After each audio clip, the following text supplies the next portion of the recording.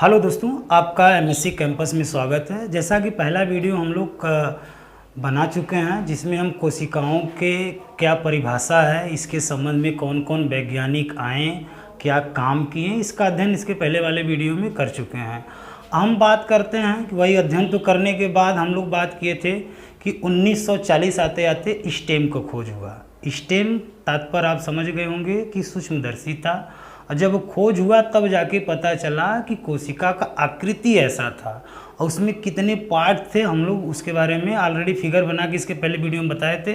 तो नॉर्मल से एक फिगर यहाँ पे हम लोग थोड़ा सा पुटअप किए हैं। तो पहले वाली परत को हम लोग क्या कहते हैं, बीच वाले को केंद्रक कहते हैं, ये सब तो हम ऑलरेडी अध्ययन किए थे। ठीक है, तो एक एक परत के बारे में परीक्षा में प्रश्न बनता है, उसकी हम बात करेंगे। चलिए, पहले परत का नाम है कोशिका भित्ति, जिसको हम लोग सेल वॉल के नाम से भी जानते हैं। देखिए, सेल वॉल पहला जो परत है उसका काम का है। तो जो पहला परत है उसका काम है कि जो कोशिका है, अब एक कोशिका है तो वो कोशिका जो है चाहे जंतु का भी हो सकता है, वनस्पति का भी हो सकता है। ठीक है, तो क्योंकि सजीवों की बात होती है, कोशिका किसमें पाया जाता है, सजीव में पाया जाता है। तो जब सजीव की बात हो रही है तो दिमाग में ये रखना कि जो सेल वॉल है उसका काम का है। तो जो सेल वॉल का काम होता है, यानी कोशिका जो पहली परत होती है कोशिका भित्ति, उसका काम होता है कि कोशिका का सुरक्षा करना, कोशिका का आकृति प्रदान करना।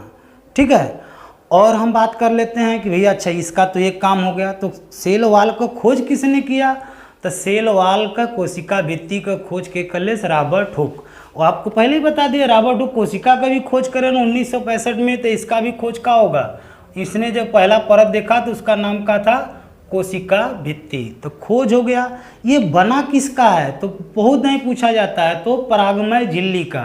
किसका बना है, परागमय झिल्ली का। ठीक है, परागमय का, या तो हम सेलुलोज का कहते हैं। बार बार कोशिका भित्ति किसकी बनी है, सेलुलोज का। अब हम बात करते हैं, बन गया। अब इसकी बात करते हैं कि कोशिका भित्ति किसमें पाया जाता है, किसमें नहीं पाया जाता है। तो पहले ही बात कर लें कि नहीं पाया जाता है तो जो मानव होते हैं, यानी आप समझ गए होंगे कि जंतुओं में कोशिका भित्ति नहीं पाई जाती है। तो दो चीज़ में नहीं पाई जाती है, एक होता है प्रोटोजोआ संघ, ट्रिक की बात हम करें तो प्रोज से याद कर ले। जो प्रोज होता है, जैसे पोर्टी प्रोज होता है ना, तो प्रोज से प्रोटोजोआ संघ जंतुओं में नहीं पाया जाता है, यानी कहे का मतलब ये पेड़ पौधा में पाया जाता है। अब यही से सोचला कि पेड़ पौधा काहे मजबूत है, एक मतलब उनमें कोशिका भित्ति पावल जाता हो, ये सब ज़्यादा मजबूत हैं। हम लोग की कोशिका भित्ति नहीं पाई जाती है, इसलिए हम लोग कमज़ोर हैं।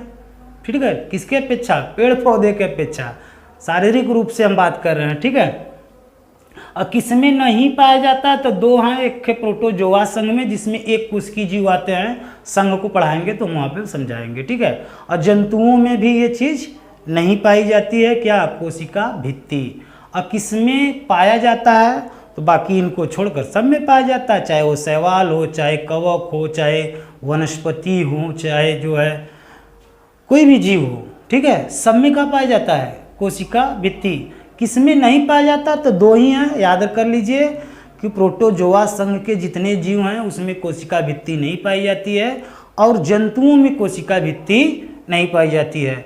आई होप कि आप समझ में आ गल होई कि कोशिका भित्ति के बारे में यही प्रश्न घुमा फिरा के आपसे पूछा जाएगा।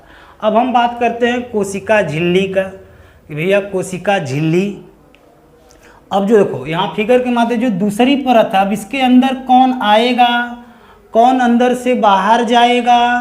ठीक है, ये कौन चयन करता है, किसका काम है, तो कोशिका झिल्ली का।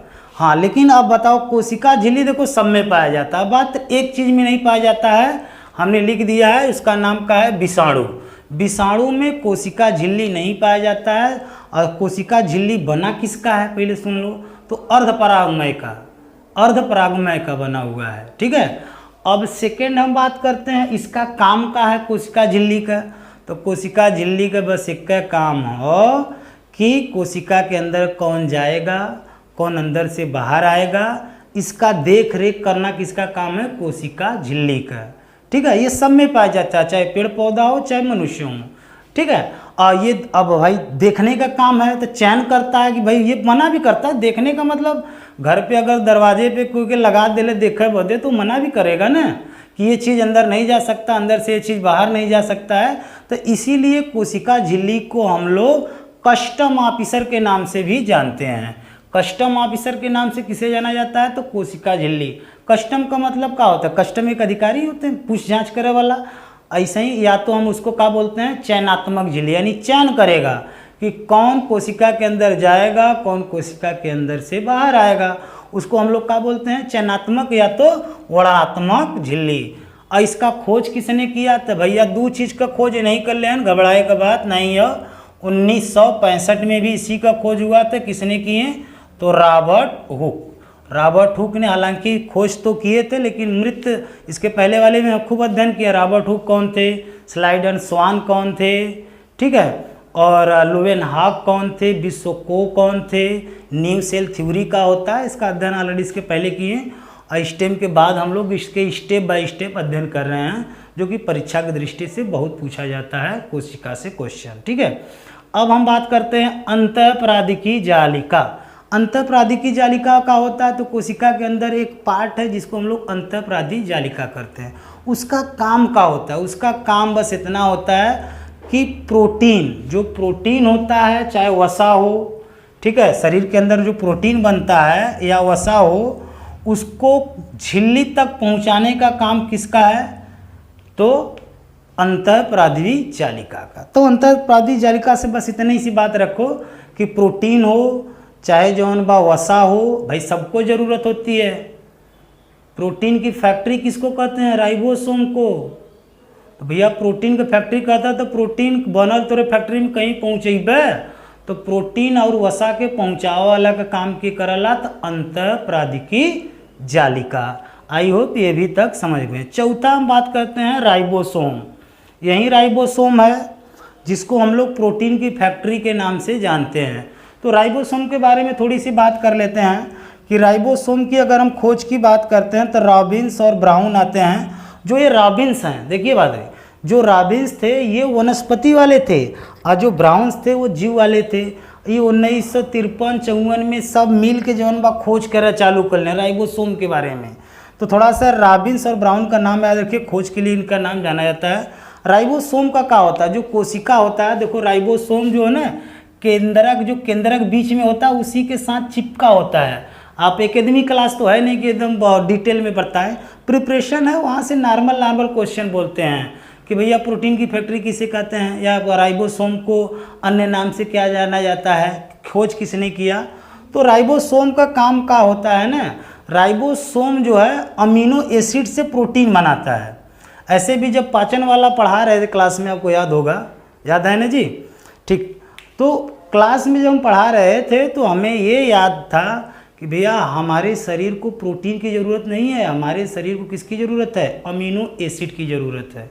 तो हमारा जो शरीर है अमीनो एसिड बनाता है, लेने की ज़रूरत चाहता है। तो अमीनो एसिड से जौन बा इतना जौन बाटा प्रोटीन बना लगल राइबोसोम में, समझो अमीनो एसिड से इतना ज़्यादा प्रोटीन बनने लगा राइबोसोम में, इतना ज़्यादा बनने लगल कि ओके राइबोसोम को हम लोग क्या कहते हैं? प्रोटीन की फैक्ट्री। तो प्रोटीन की फैक्ट्री किसको कहते हैं? राइबोसोम को। लिखे नहीं, आप समझ जाइए, बहुत पूछा जाता है। हाँ, राइबोसोम में जो आरएनए होता है, राइबो न्यूक्लिक एसिड, ठीक है, वो वही में आरएनए में 80% का पाया जाला, राइबोसोम ही पाया जाता है, यानी प्रोटीन ही पाया जाता है।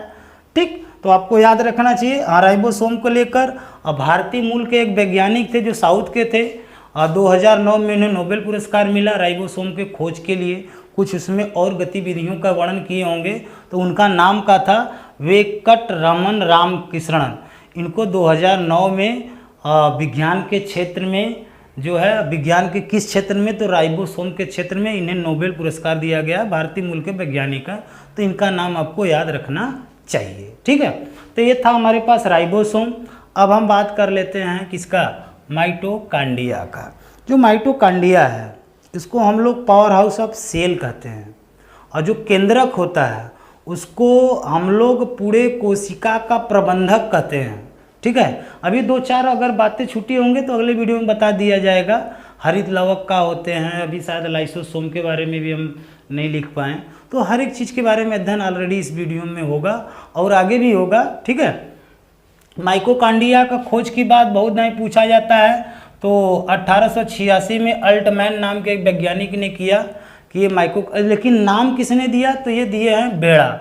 इनका देखो काम का होता है, माइटोकॉन्ड्रिया का देखो काम का होता है ना, जितने भी कार्बनिक पदार्थ का मतलब समझा था, जो भी ऐसा चीज़ हम खाते हैं जैसे जो हम कार्बनिक पदार्थ कहते हैं, कार्बन पदार्थ का होता है। अगर कोई जैसे रोटी आप जला देंगे तो क्या हो जाएगा, कालिक हो जाएगा, काला सा हो जाएगा, तो वो क्या हो गया, कार्बनिक पदार्थ। यानी जिसको जलाने पर कार्बन प्राप्त हो, क्या हो गया, कार्बनिक पदार्थ। तो जो भी हम कार्बनिक पदार्थ खाते हैं, ठीक है, कार्बनिक पदार्थों का ऑक्सीकरण कहाँ पे होता है, तो माइटोकॉन्ड्रिया में होता है। अब ऑक्सीकरण पाचन हो गल तो कोनो चीज़ खइबे तो वहाँ ऊर्जा तो मिलबे करी, और इतना ज़्यादा ऊर्जा मिले लगल ना माइटोकॉन्ड्रिया में ना कि उसको हम लोग क्या कहते हैं, पावर हाउस ऑफ सेल, ऊर्जा गृह में था। तो आप दिमाग में रख लीजिए कि माइटोकॉन्ड्रिया का काम क्या है कि कार्बनिक पदार्थों का ऑक्सीकरण करना, और वो ऑक्सीकरण के पश्चात इतनी अधिक मात्रा में ऊर्जा निकला कि माइटोकॉन्ड्रिया को जो है कोशिका का ऊर्जा गृह के नाम से जानते हैं, अर्थात पावर हाउस ऑफ सेल के नाम से किसे जानते हैं, तो माइटोकॉन्ड्रिया को। माइटोकॉन्ड्रिया में खूब ऊर्जा बनला, बहुत ज़्यादा ऊर्जा बनता है। और कोशिका का इंजन भैया, जहाँ अगर हमारे पास ताकत नहीं रहेगा तो हम पढ़ा पाएंगे, नहीं पढ़ा पाएंगे, बोल नहीं पाएंगे। तो ऊर्जा बहुत ज़रूरी है। तो भैया कोशिका का इंजन माइटोकॉन्ड्रिया, हमारा इंजन आप सब हैं तभी तो हम हैं, ठीक है। चलिए आगे चलते हैं हम लोग। अब हम नोट में थोड़ा सा लिख दिए हैं कि डीएनए, देखो डीएनए का फुल फॉर्म क्या होता है, डीऑक्सीराइबोन्यूक्लिक एसिड, ये तो पता है। अब डीएनए में ज़्यादातर प्रोटीन ही पाया जाता है, लेकिन डीएनए कहाँ कहाँ पाया जाता है, तो हमने सुना कि केंद्रक में पाया जाता है। केवल कहाँ पाया जाता है, ज़्यादातर केंद्रक में। लेकिन केंद्रक के अलावा जो डीएनए होता है वो माइटोकॉन्ड्रिया में भी पाया जाता है और हरित लवक में भी पाया जाता है। यही बात हम यहाँ पे लिखे थे, ठीक है। अब 6वें नंबर पे हम बात करते हैं जीव द्रव्य। जीव द्रव्य का होता है, और जिन्हें जो है हम लोग जीवन की भौतिक इकाई कहते हैं। जीव द्रव्य को जीवन की भौतिक इकाई कहते हैं, क्योंकि हमें भी पता है कोशिका का जीव द्रव्य किसे कहते हैं। जो जीव द्रव्य होता है ना, उनमें 80% जल ही भरा है। तो आप ही देखिए कि पूरे शरीर में 80% जल ही जल है, ठीक है। तो जीव द्रव्य के बारे में 80% का हमारे पास जल है। अब जीव द्रव्य की खोज किसने किया, तो एक वैज्ञानिक थे, बहुत पूछता है, पुरकुंजे।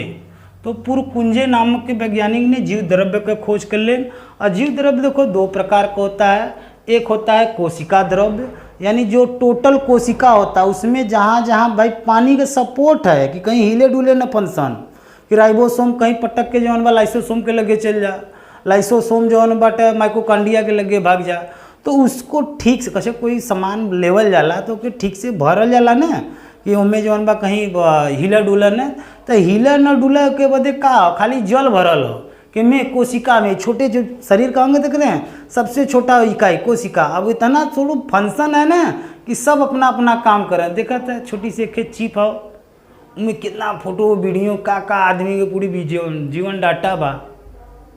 पंडित जी का शास्त्री लोग का तो वो आजकल पेन ड्राइव लेके कंप्यूटर से भविष्यवाणी बता होता है। तो सोचो कि छोटी सी मशीन हमारे अंदर भी फिट है, जो काम का करता है, पूरे बॉडी को संतुलित बनाने का काम करता है। तो ऐसे कोशिका द्रव्य यानी टोटल, जैसे यहाँ से यहाँ तक है कोशिका, तो इसमें जितना चाहे यहाँ वहाँ सभी जगह जो जल भरा है उसको हम लोग क्या कहते हैं, कोशिका द्रव्य। एक केंद्रिका द्रव होता है, यानी जो केंद्र के अंदर जो केवल जल भरा है उसको हम लोग क्या कहते हैं, केंद्रिका द्रव कहते हैं। यही जीव द्रव्य है। इसको जीवन की भौतिक इकाई क्यों कहते हैं, 80% जल से भरा है। अगर तुम्हारे सेल में 1% का अगर कमी होता तो तुरंत तुम्हारा आभास हो जाएगा कि हमें प्यास लग गया है। यह परसेंटेज जो भागल भागल कहाँ चला गया, 10% का अगर कमी हो गल तो रे कोशिका जीव द्रव्य में 10% का जल का कमी भल तो इंसान का क्या हो जाएगा, मृत्यु हो सकता है, यानी वो मर जाएगा अगर 10% के कमी भल जल का। ठीक है कि मैं जीव द्रव्य में। अगला हम बात करते हैं गोल्जी बॉडी, ये गोल्जी बॉडी का खोज किसने किया? तो कैमिलो गोल्जी, इसी के नाम पर ही गोल्जी बॉडी हो गया। तो गोल्जी बॉडी का काम क्या होता है सेल के अंदर कि उसको हम लोग परिवहन ऊर्जा के नाम से जानते हैं। परिवहन ऊर्जा का मतलब जैसे हमारे आँखी में समस्या बा भाई, हमारा छोट बटले बा, लेकिन मान लो कि बड़ा तो करब ना, लेकिन हाँ रोशनी अगर जो है बाटे कमज़ोर होता तो हमें क्या चाहिए? विटामिन ए चाहिए। तो विटामिन ए भैया अभी देखला इतना ऊर्जा बनाए न के माइटोकॉन्ड्रिया, अभी न कहें उसको पावर हाउस ऑफ सेल। तो ऊर्जा या विटामिन ए की जरूरत है तो हमारे लगे पहुंचाई के कौन पहुंचाएगा? तो उसको कौन पहुंचाएगा? गोल्जी बॉडी पहुंचाता है। तो इसीलिए उसको हम लोग क्या कहते हैं? परिवहन ऊर्जा। यानी तोरे अंदर प्रोटीन भी बनत हो, ऊर्जा भी देखत है बनत हो, तब शरीर के कौन कौन से अंग तक पहुंचाने का काम कौन करता है? तो गोल्जी बॉडी काम करता है। ठीक है, और गोल्जी बॉडी को आप समझ गए। एक आता है लास्ट में हम थोड़ा चर्चा कर ले, तारकाय का होता है यानी सेंट्रोसोम। ये बड़ा महत्वपूर्ण है। सेंट्रोसोम का खोज जौन बा बोबरी नामक वैज्ञानिक ने किया था। यही सेंट्रोसोम है। तो हाँ याद हुई कि एक बात जो हम स्लाइडर और स्वान के बताएं कि भैया जब शरीर के अंदर कोशिका का निर्माण होता तो जात कहाँ हो? तब विश्वकोवान कहें कि भैया कोशिका का निर्माण हो रहा है तो वो टूट भी रहा है। ये जब टूटता है तभी उसका निर्माण होता है। तो टूटने का यानी विभाजन में किसका काम होता है? तो सेंट्रोसोम का होता है। यानी कोशिका जब विभाजन होता है यानी कोशिका टूटता है। देखो कई लोग कई का मान्यता है, हम तो कहते हैं एक छींक मारा 1000 कोशिका टूट गल। हम तो कहते हैं अगर बहुत ज़्यादा मेहनत करके आप आ रहे हैं घर पे तो सारा कोशिका टूटा हुआ है, शरीर में ताकत नहीं है, थोड़ा सा ऊर्जा ले ला ताकत आ गया। तो कोशिका का निर्माण होता है। तो पुनः निर्माण में किसका योगदान होता है? तो सेंट्रोसोम का होता है। यानी कोशिका का विभाजन होकर पुनः निर्माण करता है तो उसमें मुख्य कौन रोल निभाता है? तो सेंट्रोसोम होता है। और अब हम बात कर लेते हैं कि जो लीवर होता है, लीवर का जो सेंट्रोसोम होता है ना बड़ा मजबूत होता है। और बहुत मजबूत का मतलब ये हो गया कि जितना जल्दी वो टूटेगा उतना जल्दी वो बनेगा। और सबसे ज़्यादा अगर हम बात करें तारकाय की पावर किस में है? तो लीवर में है। अब समझ गई ले, बहुत लोग आदमी का उमें तो सब है बा थोड़ा बहुत भाई उम्र समय बाद सब मस्ती करता तो लीवर खराब होई जल्दी से टूटिए। कुछ ऐसा चीज़ खाता है पियत है, पिए का मतलब समझ गई ले, उससे लीवर खराब होई फिर बिगड़ जाए। यानी पियक्कड़न का, शराबी का, ठीक है। सबसे ज़्यादा कौन सा मजबूत होता है? तो सेंट्रोसोम होता है, क्योंकि वो खूब पीते हैं और पीने के बाद लीवर तुरंत जौन बा पुनः निर्माण करता है। तो सेंट्रोसोम मजबूत किसका होता है? नहीं, आपको याद रखना है कि लीवर का, शराबी का नहीं, ठीक है। और इस शराब को बढ़ावा हो जाएगा एक तरफ से, ठीक है। और सबसे कमज़ोर किस चीज़ का होता है? तो होता है ब्रेन का। ब्रेन में देखो एक न्यूरॉन्स जो होते हैं, कोशिका का न्यूरॉन्स, वो न्यूरॉन्स 90% होता है। न्यूरॉन्स जब टूटता है तो पुनः नहीं बनता है, ठीक है। तो सबसे ज़्यादा सेंट्रोसोम कमज़ोर कहाँ का होता है? तो ब्रेन का। आपको भी पता होगा कि जब ब्रेन में अगर किसी कारणवश घाव या चोट लग गया, ठीक है, तो जल्दी ठीक नहीं होता है। तो ब्रेन का जो सेल होते हैं, जो ब्रेन के सेल का नाम न्यूरॉन्स होता है, वो एक बार टूटता है तो जल्दी बनता नहीं है। तो सबसे ज़्यादा किसका बनता है? लीवर का। सबसे कम किसका बनता है? तो ब्रेन का। तो उसको हम लोग तारकाय कहते हैं, ठीक है। तो ये तो था हमारे पास 4-5 लगभग 8 पॉइंट थे। 8 पॉइंट पे हमने चर्चा किया और यहीं से प्रश्न खूब बनते हैं परीक्षा में, ठीक है। 2-4 और पॉइंट होगा, डीएनए आरएनए का होता है, हरित लवक का होता है। अभी तो हम आत्महत्या का थैली एक होता है लाइसोसोम, वो कैसे आत्महत्या करता है, उनका अध्ययन इसके जस्ट अगले वाले वीडियो में हम लोग चर्चा करेंगे। हाँ, यदि आपको वीडियो अच्छा लगा हो तो लाइक भी करिए, शेयर भी करिए, मित्रों को बताइए कि एमएससी कैंपस में जो है इतिहास, जियोग्राफी और साइंस को बहुत अच्छे से कवर किया जा रहा है, ठीक है। क्योंकि जल्द ही वैकेंसी आएगी, तो आप एक बार पूरा पढ़े रहेंगे तो रिजल्ट अच्छा मिलेगा, ठीक है। वीडियो देखने के लिए धन्यवाद।